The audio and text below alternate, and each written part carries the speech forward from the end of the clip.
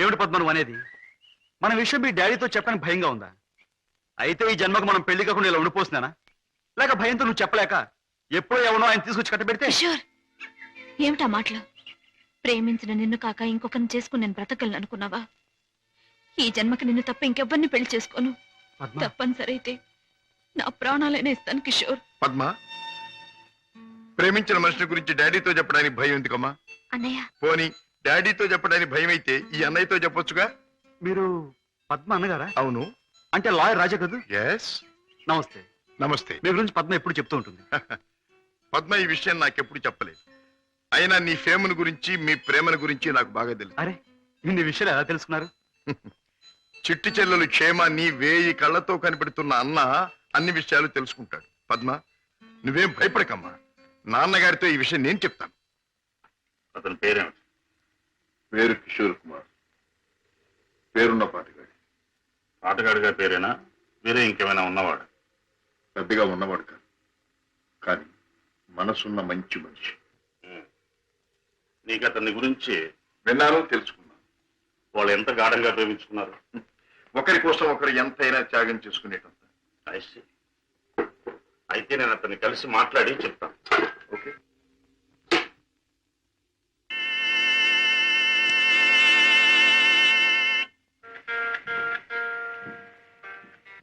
May I come in? Please come in. You are mister Kishore, I suppose. మీరు? I'm Shashibhushan Rao, multi millionaire, business magnate and Padma's father. నమస్తే. మీరు ఇలా వచ్చినందుకు చాలా సంతోషంగా ఉంది. ప్లీజ్ కూర్చోండి సార్. ఎక్కడ కూర్చోవాలి? మా ఇంటి నౌకరు కూడా కూర్చోడానికి సందేహించే ఈ సోఫాలోనా? మా కారు డ్రైవర్ కూడా కూర్చోడానికి ఇబ్బంది పడే ఈ కుర్చీలోనా? ఎక్కడ కూర్చోవాలి? ఆల్ రైట్, నిలబడే మాట్లాడతాను. నువ్వు మా పద్మని ప్రేమించావట కదూ? తను కూడా నన్ను ప్రేమించింది. I see. పెళ్లి చేసుకోవాలని కూడా అనుకుంటున్నావట? ఇద్దరం అనుకుంటున్నాం. గుడ్. మరి మా అమ్మాయిని పెళ్లి చేసుకుని ఏ వసతులు ఏ సౌకర్యాలు లేని ఈ ఇంట్లోనే కాపురం పెడదాం అనుకుంటున్నావా? ఇక్కడ నేను చాలా మంది కంటే చాలా సుఖంగా ఉంటున్నాను. I agree. ఇంతకంటే సుఖాలు తెలియవు గనక నువ్వు ఇక్కడ సుఖంగానే ఉండవచ్చు. కానీ ఐశ్వర్యంలో పుట్టి సంపదలో పెరిగి మంచం మీద కాలు కార్పెట్ మీద, కార్పెట్ మీద కాలు కారులోనూ పెట్టే నా కన్న కూతురు ఇక్కడ సుఖంగా ఉండగలదా? ఉండగలను అని తను మొండిగా అనొచ్చు. కానీ మిస్టర్ కిషోర్, కాశ్మీర్ మంచులో పుట్టిన ఖరీదైన యాపిల్ చెట్టు మన పెరటి మట్టిలో పెరగలేదని దానికి తెలియదు, పెంచే తోటమాలికి మాత్రమే తెలుసు. ఏమంటావు? మహారాజు కూతురైన సీత కట్టుకున్న వాడితో కారడవులో బ్రతికింది అంటాను. చూడు కిషోర్, ఒక్కడే రాముడు ఉంటాడు, ఒక్కతే సీత ఉంటుంది, ఒక్కటే రామాయణం. అందరూ రాముళ్ళు కారు, అందరూ సీతలు కారు, అన్ని జీవితాలు రామాయణాలు కారు. అంతేకాదు, ఆనాటి సీతకు అడవిలో ముందెదురయ్యే కష్టాలు, రావణాసురుడు సంగతి తెలియక వెర్రి తల్లి వెళ్ళింది.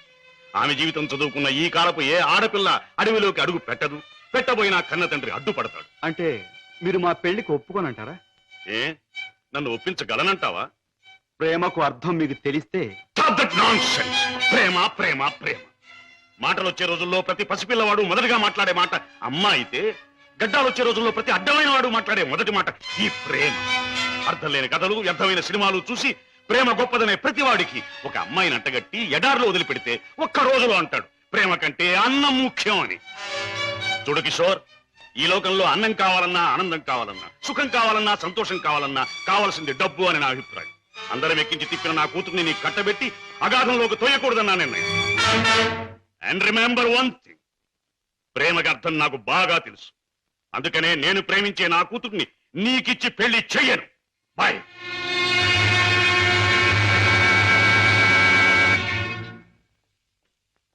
డాడీ, కిషోర్ని కలిశారా? అన్ని విషయాలు మాట్లాడారా? పెళ్లి ముహూర్తం నిశ్చయించారా? నిర్ణయించాను. రాజా, నేను ఇవాళ అర్జెంటుగా హాంకాంగ్ పెడుతున్నాను. వారం రోజుల్లో తిరిగి వస్తాను. నేను వచ్చిన 2వ రోజునే పద్మకి పెళ్లి. బట్ వన్ థింగ్, పద్మ పెళ్లి జరిగేది కిషోర్తో కాదు, నా స్నేహితుడైన కోటీశ్వరుని కొడుకుతో. డాడీ, ఇది నా తుది నిర్ణయం. It's final.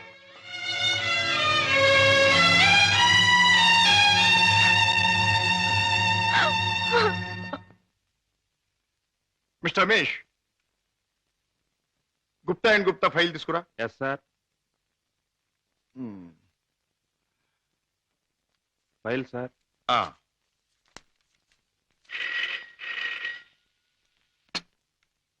Hello, Raja speaking. నేనే అన్నయ్య. దురదృష్టవంతురాలైన నీ చెల్లెలు పద్మని. అన్నయ్య, పసితనంలో నా తొలి పలుకులు నువ్వు విన్నావు. ఇప్పుడు నా తుది పలుకులు వింటున్నావు. అమ్మా ఏమిటమ్మా నువ్వు మాట్లాడేది? తుది పలుకులు అంటున్నావు ఏమిటమ్మా? అంటే ఇవి నేను పోయే ముందు చెప్పే ఆఖరి మాటలన్నయ్యా. ఇంకొంతసేపట్లో నేను చావబోతున్నాను. ఏమిటి పద్మ నువ్వు అనేది? తమాషాగా మాట్లాడుతున్నావా? లేదన్నయ్యా, నిజమే చెప్తున్నాను. కోరుకున్న మనిషికి చేరువ కాలేను నేను అందరికీ దూరంగా వెళ్ళిపోతున్నాను. నా ముందు ఎన్నో నిద్ర మాత్రలున్నాయి. అంత పని చేయొద్దమ్మా. నా మీద నీ గౌరవం ఉంటే ఆ నిద్ర మాత్రం ముట్టుకోకమ్మా. డాడీకి చెప్పి నీకు కిషోర్కి పెళ్లి నేను జరిపిస్తానమ్మా. నా మాట నమ్మమ్మా, నా మాట నమ్ము.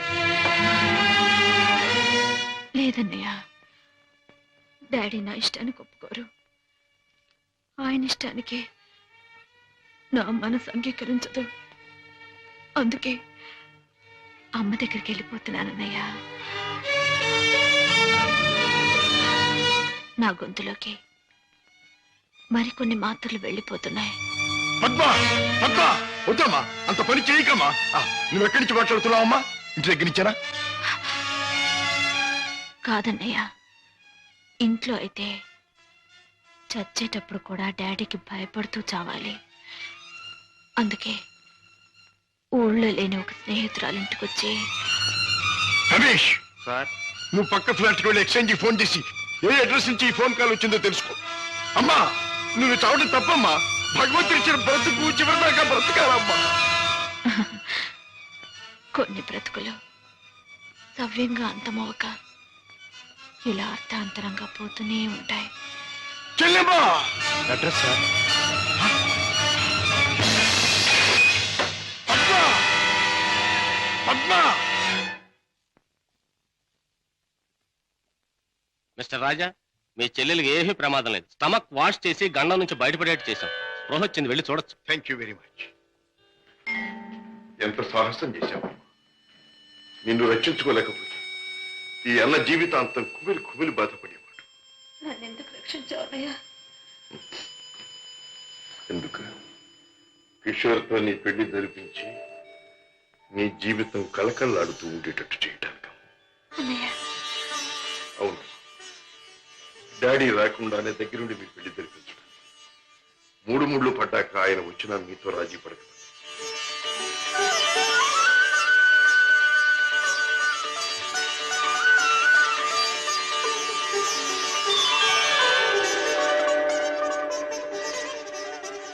చిలకా గోరింకిల్లాగా మీ జీవితం నిండుగా ఉండాలి. కిషోర్, నువ్వు పాడే పాటలాగే మీ జీవితం మధురాతి మధురం కావాలి. బావా, నేను కోరుకున్న పద్మని నా జీవిత భాగస్వామిగా చేశావు. Thank you very much.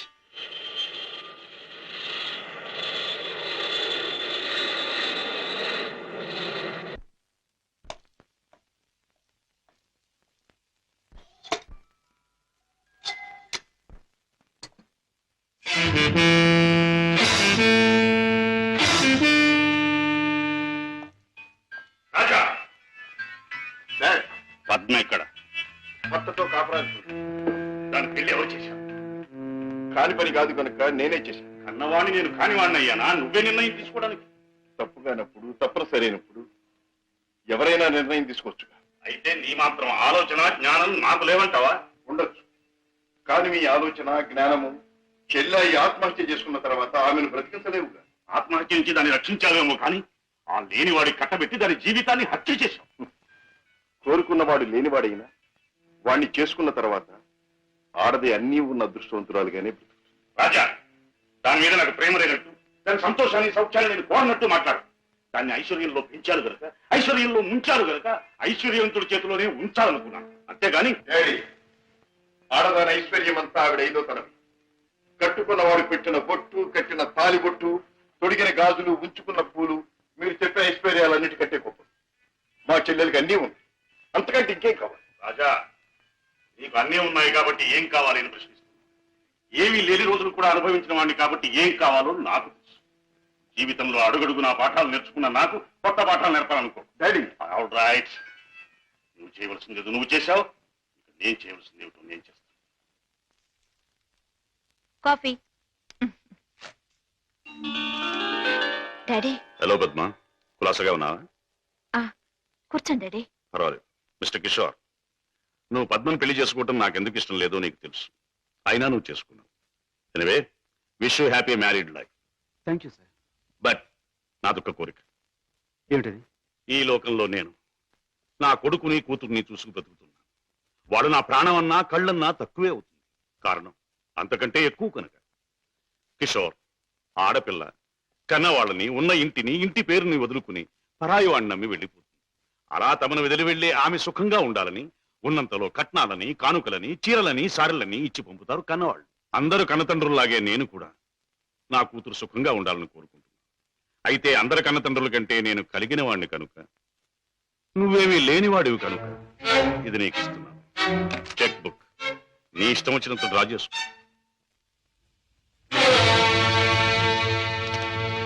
ఏమిటిది? ముష్టిస్తున్నారా లేక ధర్మం చేస్తున్నారా? ఎలా అనుకున్నది డబ్బు.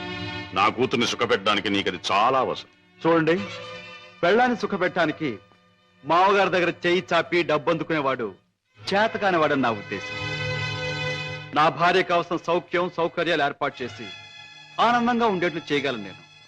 I'm sorry, me cheque book అక్కర్లేదు. నేను సంపాదించుకోగలను డబ్బు. గిటారు వాయించటం, గొంతెత్తి పాడడం అంత సులభం అనుకుంటున్నావా డబ్బు సంపాదించడం? తలుచుకోవాలి కానీ ఈ లోకంలో డబ్బు సంపాదించడం అంత తేలికైన విషయం మరొకటి లేదు. అంత ఖచ్చితంగా ఎలా చెప్పగలవు? చెప్పడం కాదు, చేసి చూపిస్తాను. ఓ, అంత సమర్థుడివా? Well, let's see. డాడీ కాసేపు ఉండి వెళ్ళండి డాడీ. నో, నేను వెళ్ళాలి.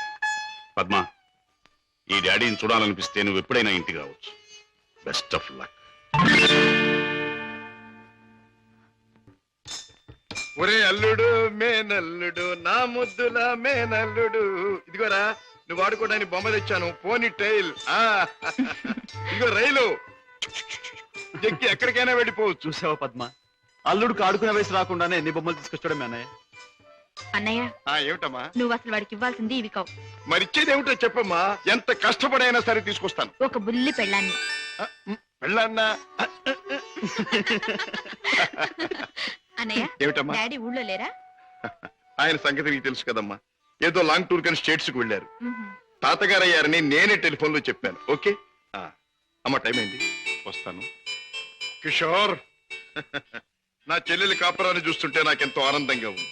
ప్రేమించే భర్త, ముద్దొచ్చే బిడ్డ, చక్కని ఇల్లు, ఇంతకంటే ఏం కావాలి? నువ్వు పూల్లో పెట్టి చూసుకుంటున్నావని కూడా తెలిసింది. I'm really very very happy. బావా, పద్మం చేసుకున్నాక నా జీవితంలో పెద్ద మార్పు వచ్చింది. ఆస్తి, అంతస్తు అన్నీ పెరిగాయి. గుడ్ కిషోర్, పుట్టిన బిడ్డ వల్ల కూడా నీకు మరింత అదృష్టం కలిసి రావాలి. I wish you all the best.